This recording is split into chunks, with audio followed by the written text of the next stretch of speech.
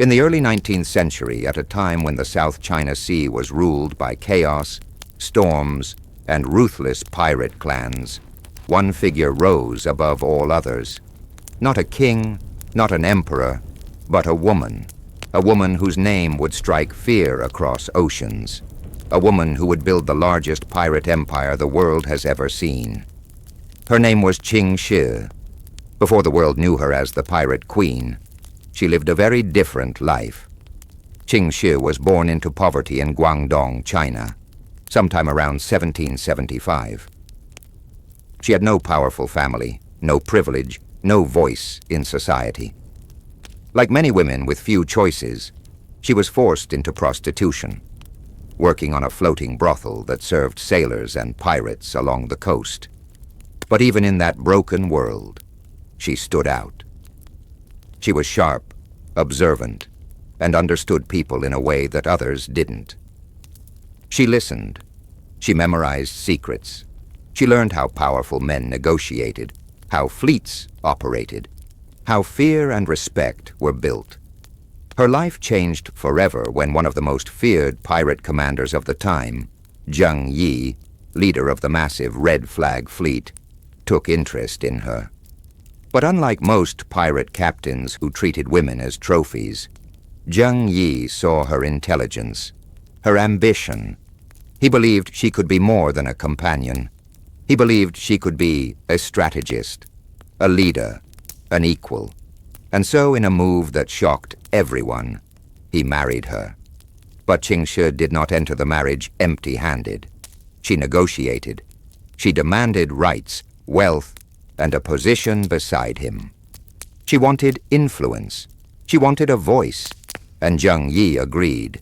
Together they became an unstoppable force, building alliances, conquering rivals, and expanding their fleet until it became the most powerful pirate network in Asia. The Red Flag fleet eventually grew to more than 1,700 ships and over 70,000 pirates.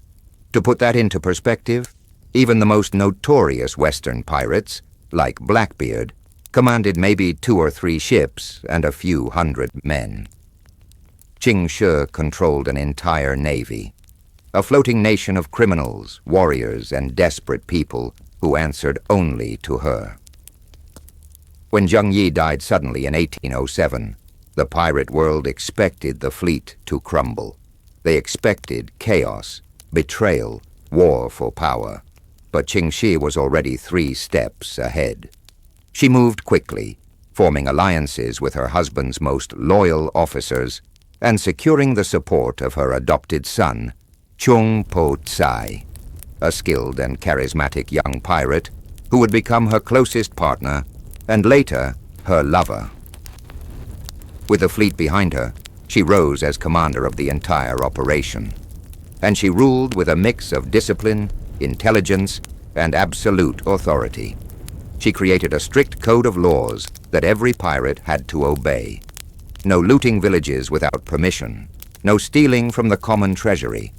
Every captured treasure had to be registered, counted, and redistributed fairly. Anyone who disobeyed the code faced severe punishment. Some even paid with their lives.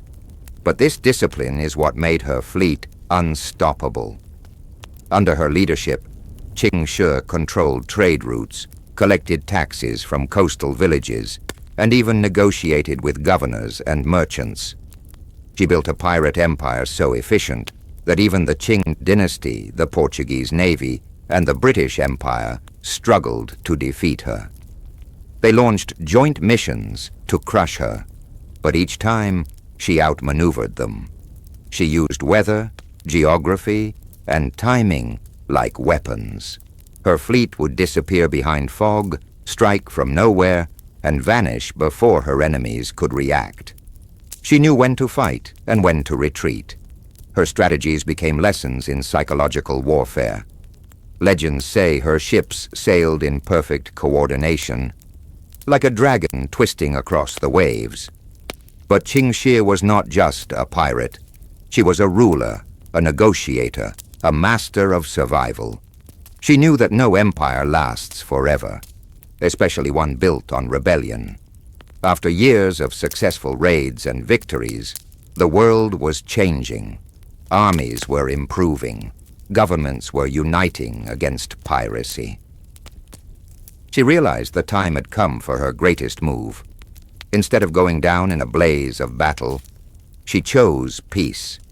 She walked into negotiations with the Qing government not as a criminal begging for mercy, but as a leader demanding terms. Terms she expected to win. And astonishingly, she did. Ching Shih secured a full pardon for herself and her pirates. Not only that, she kept her wealth, her influence, and her dignity. Many of her men were allowed to join the Imperial Navy. She retired a free woman, richer than most nobles, and spent her final years running a gambling house and raising her family. No pirate in history retired with more success, power, or respect. Her story is a reminder of what ambition can accomplish, even in a world designed to silence people like her. Ching Shih began as a forgotten woman in a floating brothel. She ended as the most successful pirate who ever lived, commanding an empire larger than any man of her time. No legend, no movie, no myth has come close to capturing the full scale of her brilliance. Her legacy is not just about piracy.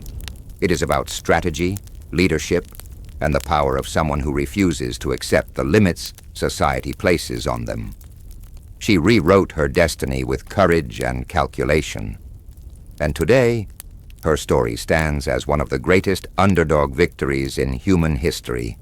The pirate queen of the South China Sea, the woman who defied dynasties and empires, the woman who became a legend, Ching Shih, the greatest pirate the world has ever known.